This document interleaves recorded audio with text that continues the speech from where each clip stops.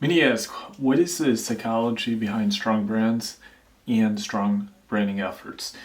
There's only one, but several types of brands and branding efforts, and each type is driven by concrete underlying human psychological needs, and each type is at the same time driven by a specific category and market conditions that constitute the brand's market situation. Here we're going to discuss 5 overall branding strategies with each in their own underlying psychology. It is characteristic of these 5 strategies that they represent a movement in marketing and branding that goes from a narrow focus on the product and category to a broader orientation towards what one could call the consumer's world of life. All that concerns the consumer's own life, thoughts, feelings, and what is interesting and personal to him or her. A movement that goes from the brand as the market leader over the product's unique benefits, the brand as a status or lifestyle marker, to the brand as a facilitator of the customer's emotions, attitudes, and positions towards cultural tensions that exist in a given society. And with each of these strategies represents a set of psychological human needs that also represent a historical development in branding and a general development in our societies and consumer attitudes, needs, and desires to what people want from brands and marketing, and in what brands and marketing can and cannot bring them. Tier 1, a selling proposition. Tier 1 branding. One brand strategy can be called Tier 1 branding strategy, simply because it, at its core, is about being the biggest, largest, market-leading company within a given category and about being perceived as such by consumers. A tier is a hierarchical level where Tier 1 is the highest layer, Tier 2 is the second highest layer, and so on. For instance, the Premier League represents the Tier 1 level of football in England, while the Championship represents Tier 2. We are herd animals, and it's a basic survival strategy of many animals simply to do as others do. A simple but highly effective strategy in terms of survival among animals. Doing what others do gives us humans a sense of safety and security and is deeply rooted within us. And the biggest one brand is biggest because most others have gone towards it, or market leader. That psychology is what Tier 1 brands are based on, and this strategy can be applied not only by the biggest brands within a category, but the 2 to 3 competing brands for the market for the leader within a category. Think, for instance, Visa, MasterCard, or Hertz and Avis. Let's take a look at the banking category. The brands in each country are different, but the dynamic is the same for any other market. We'll use the Danish example where Danske Bank is the biggest bank on the Danish market, but it is very easy to translate the positions for any country. So for Germany, think Deutsche Bank. For UK, think Barclays. For Spain, think Santander, and so on. Danske Bank, it doesn't really differentiate itself on the product. The deposit and loan products are virtually the same as those of their competitors. The bank advisors as well. Online banking too. What differentiates Danske Bank from other banks is that it is the largest one on its market, number 1. And that is what creates the customer pull towards it. The largest chunk of customers who are ready to switch banks go to Danske Bank or Deutsche and Santander and so on simply because they're the biggest ones. The same dynamic and customer pull also applies to a slightly smaller extent to Nordea, second biggest bank in Denmark, and since Nordea is slightly smaller, the customer pull is slightly smaller as well. But not, for instance, to Land and Sparbank, which is a smaller but still nationwide bank in Denmark. What about the small banks, local banks? Well, they operate within their own subcategory, which one could call the local banks, and within this category, a Tier 1 exists as well. And this Tier 1 is able to pull customers from the local base in because of the same reasons they are the biggest in its own category. On Funa, in a region in Denmark, Fionia Bank is number 1 within local banking and customers who prefer a local bank to a nationwide bank flow to a higher extent to Fionia than the other competing local banks on Funan. Why? Well, simply because Fionia is number 1 in its local market. This is why the execution in the Tier 1 strategy is about signaling to the market that you are the largest one or one of the largest in the market, that you are a top dog, the one with the greatest muscles. Think for instance Coca-Cola. The message of the brand in itself is almost non-existent. One can argue that the brand stands for American culture, capitalism, or has something nostalgic about it, but the real and primary strength of Coca-Cola as a brand is that it is biggest, number one. What most people simply buy in its category, and have done so for the majority of the category's existence. And that's also how the brand presents itself in the market. The brand's message, if you can call it that, is the almost banal enjoy it, or what you just as well might have named it tastes good. But the real message is we are the greatest. We are everywhere. No matter where you look, you see us. For more than you see our competitors. In the media picture, on the shelves in the shops, on the fridges in the kiosks in restaurants, on the beach, on the sideline ads in football stadiums, and so on, we are the greatest. But it's a message that one cannot really say directly and explicitly because it simply would seem way too unsympathetic and arrogant. So instead what you do is you say something more or less indifferent, harmless and category appropriate as enjoy. It is the sheer volume and dominance of the message that creates the real underlying message that is not to be mistaken. That's also one of the driving reasons why the four major auditing firms, Ernst & Young, KPMG, and so on, often have skyscrapers bearing their names and making their brand part of a city skyline. It helps them to position and submit them as tier 1 brands within their own category, simply because you need muscle to be able to get your name on a skyscraper. In the end, meaning that if you're a company of a certain size, it takes a lot to make the decision to avoid one of the big four as your auditing firm. It takes a lot to go outside of tier 1. This is in fact the same strategic thinking that kicked off the Tommy Hilfiger brand. The ad agency behind the campaign that captured the Hilfiger brand into fashion stratosphere realized that in order to be able to do that, the brand had to be positioned within the top tier 1 of men's fashion brands of that time.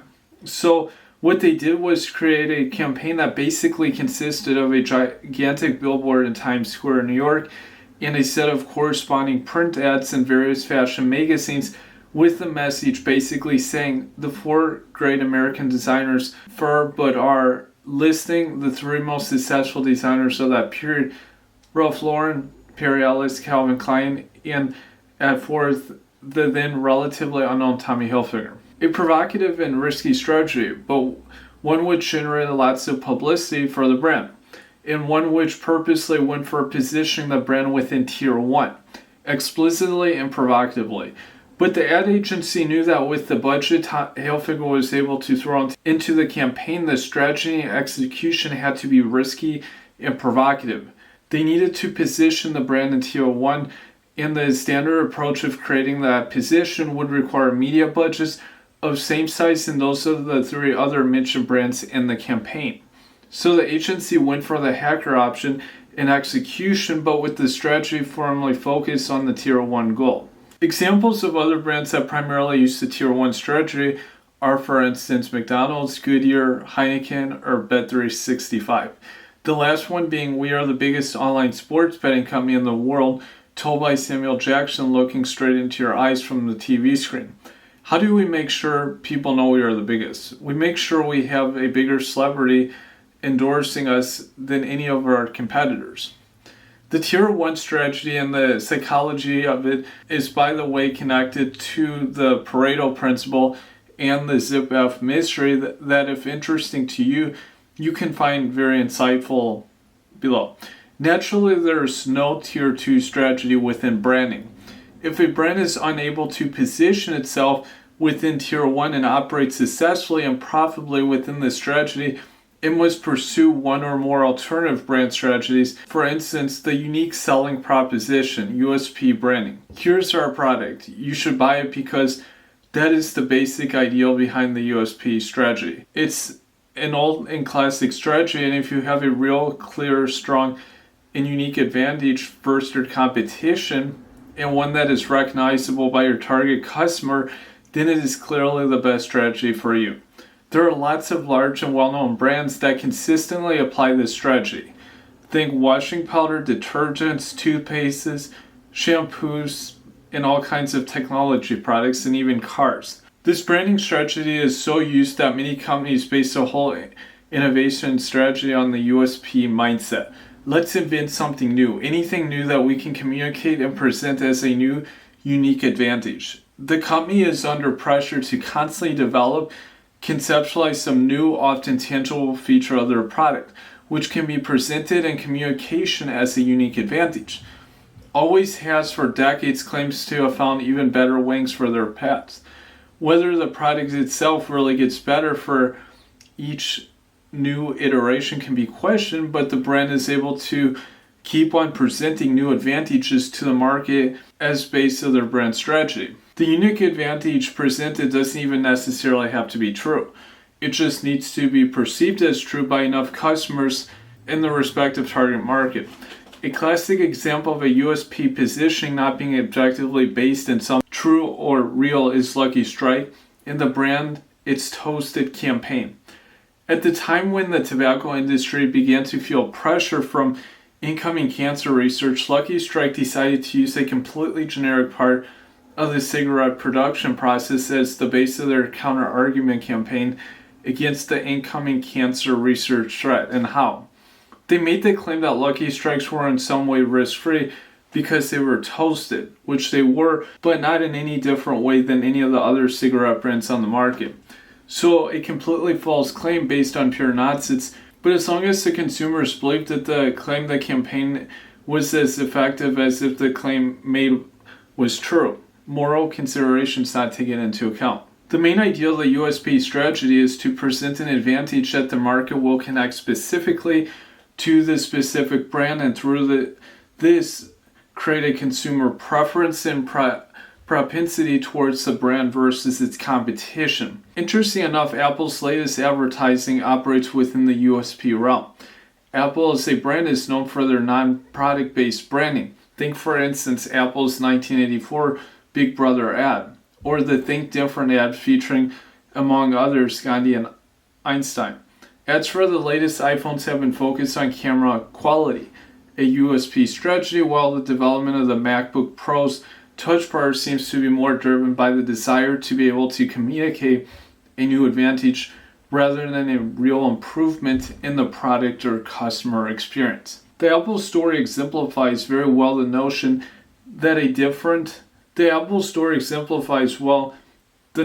that branding can use a variety of different branding efforts in its total market strategy at any given moment and over time. A brand can go for a USP strategy at one moment, go for a TO1 strategy at a different moment, and for a cultural tension strategy at another moment in time. Various situations require different strategies, and it is knowledge and flair within these strategies that can equip the marketer and brand person to be able to choose the right strategies in specific situations. The strategies are there to offer clarity to make the right choices for the brand manager across a variety of options, not as a way to limit him or her to a single strategy because it is the one that the brand is and has been using previously.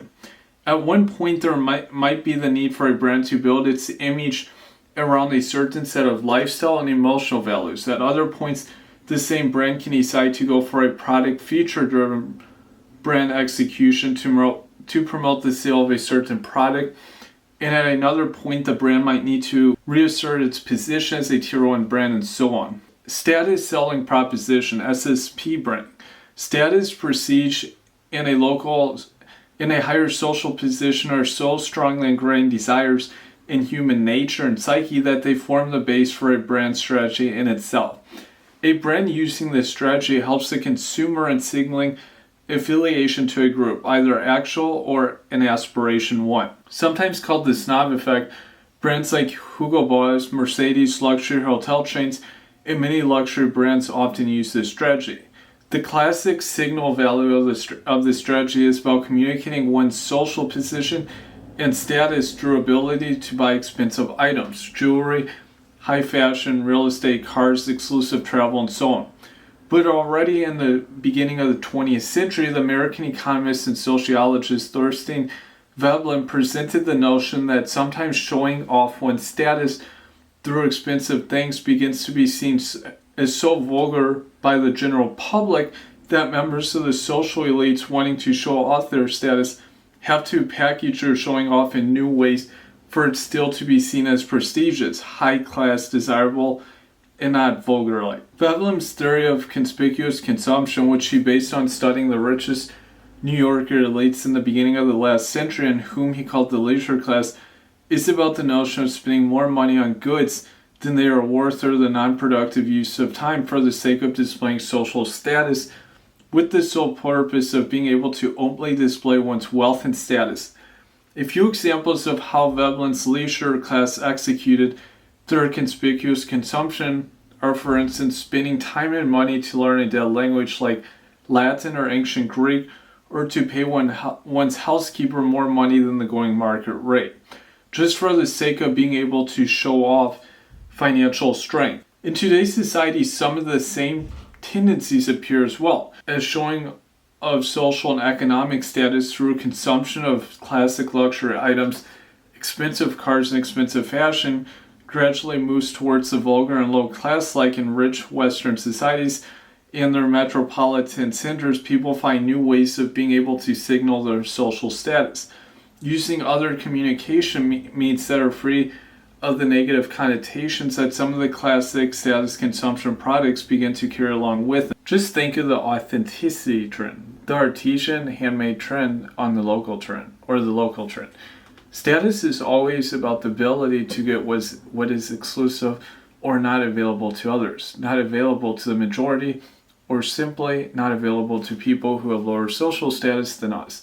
As classic status items lose their desirability in the status game, authentic items in the chase for even more authenticity than the neighbor becomes the replacement. And why? Well, because things can always become more authentic and thus more unavailable to most people. There's a limit to how many artisan things can be produced versus mass produced. And as more people begin to buy all organic and free range, you can always go one notch higher and go for organic, free range, and produce within 10 kilometers of your home, thus winning in the status game. Not in the luxury car field, but in the modern, hyper-sustainable artisan eco field, or think Tesla cars. When Audi loses its status appeal by being all about status, you can always up your game with doing it for the planet. Moving on to emotional selling proposition, ESP branding. The emotional selling proposition strategy is not so much about affiliation to a particular social group or about social status or power. It's about a style or a mood, a feeling, an image, or about playing with identity. The primary reasons behind this strategy are twofold. On the one hand, it's often difficult to find a credible, unique product advantage, and the advantage can be seldom but kept sustainable or unique for long. On the other hand, the economic development in the rich Western societies means that customers start taking function and benefit for granted in many product categories and start focusing on other aspects of the brand than the purely functional ones, or how brands felt, their style, or what they meant on a more symbolic level. An opportunity that some brand managers spotted, giving them the ability to not only chase and promote smaller and narrower unique product benefits, but in addition also being able to compete on communicating, presenting, and connecting their brands to emotional, stylistic, and lifestyle universes that consumers could in some way find appreciation and preferences for. The emotional selling proposition, ESP, has existed ever since promotional materials started to be produced, but it did gain broader representation in the 1980s and 1990s. Perhaps not coincidentally, did words like freestyle, image, brand image, and personal image, which have been practically non-existent in a regular person's vocab before the 1990s. Before the average consumer's vocabulary in lingua franca just before 2000. And brands became primary suppliers of these images for the public. A Danish example of a successful ESP campaign is TRYG, the insurance agency, in their now iconic TV campaign. What the campaign did was to, in a minimalistic and elegant manner, portray situations that contain these three elements: fragility, potential danger, and in relief. One of the ads features a close-up of a car's back tire seen from the side, and a small yellow chick, small chicken just behind underneath the tire. The sound of the film then tells us that the car is turning its engine on, and we see the tire moving just slightly backward and towards the chick, making the horrible impression that the chick is about to be run down by the car within split seconds.